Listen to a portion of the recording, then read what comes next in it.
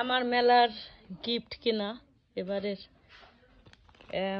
আমার খুবই পছন্দের এই যে স্টোনের সেট। এটা হলো পুরোটাই স্টোন, সবগুলি এত হেভি হেভি ওয়ার্ক আর এত পছন্দের জিনিসগুলি, এগুলি কিনেছি এবার মেলায়।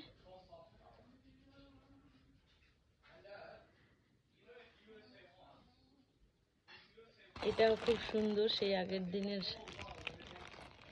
একটা ভাব আছে। আর এটা যে কি কিউট, ও মাই গড, ওয়েট করছি কি কবে পরবো।